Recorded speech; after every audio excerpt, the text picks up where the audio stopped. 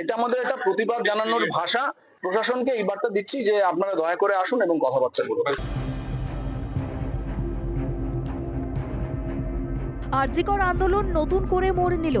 দেখা গেল জুনিয়র ডাক্তারদের 10 দফা দাবিতে আন্দোলনকে সমর্থন করে ইস্তফা দিয়েছেন সিনিয়র ডাক্তাররা।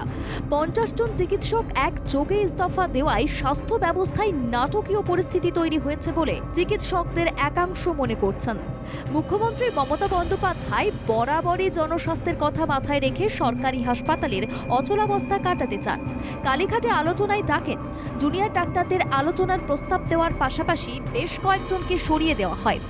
নগরপাল পদে বিনীত গোয়েলকে সরানো হয়েছে। পুলিশ কমিশনার পদে আসীন হয়েছেন মনোজ ভার্মা। আন্দোলনকারীদের দাবি ও সমস্ত দিক বিবেচনা করে সরানো হয়েছে স্বাস্থ্য শিক্ষা অধিকর্তা কৌস্তব নায়েক ও স্বাস্থ্য অধিকর্তা দেবাশিস হালদারকে।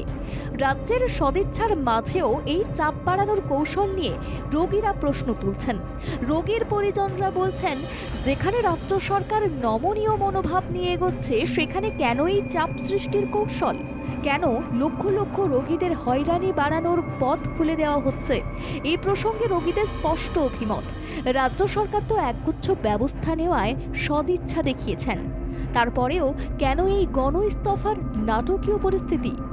উল্লেখ্য, সোমবার মুখ্য সচিব মনোজ পান্ত জানান, হাসপাতালে সুরক্ষাকে অগ্রাধিকার দিচ্ছে রাজ্য সরকার। হাসপাতালে বসানো হচ্ছে সিসিটিভি। এর মধ্যে সিসিটিভি বসানোর কাজ 46% সম্পন্ন হয়েছে।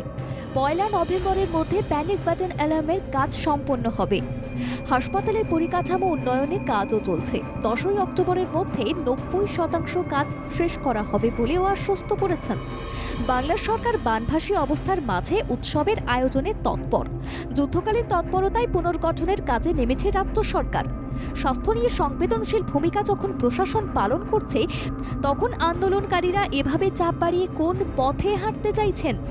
সিনিয়র ডাক্তারদের প্রতীকী পদত্যাগ নিয়েও প্রশ্ন তুলছে সরকারি হাসপাতালে ভোগান্তির শিকার রোগীর পরিজনরা। গতকাল আমরা দেখেছি স্বাস্থ্য সচিব এবং আমাদের স্বাস্থ্য অধিকর্তা বলেছেন যে সেন্ট্রাল রেফারেল সিস্টেম এবং ডিজিটাল যে patient vacancy status, bed vacancy status, সেগুলো খুব তাড়াতাড়ির মধ্যে ওরা ইমপ্লিমেন্ট করছেন। তো এরকম কিছু অবজেক্টিভ দাবি যেগুলো আমি বলছি যে ওনারা করছেন, ওনাদের সদিচ্ছা আছে এবং ওনারা যে করছেন, এই কমিউনিকেশনটা যদি দুপক্ষের মধ্যে হয়, আমার মনে হয় এই অচলাবস্থাটা কাটবে।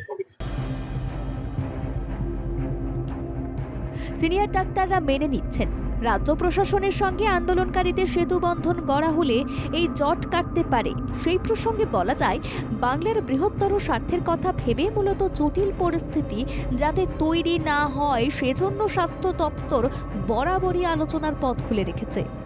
রাজ্য সরকারের ইতিবাচক ভূমিকা ও স্বাস্থ্যবন্ধু ব্যবস্থাপনা দেখার পরেও চিকিৎসকদের নাছোড় আন্দোলন আরও কিছু প্রশ্নের জন্ম দিচ্ছে।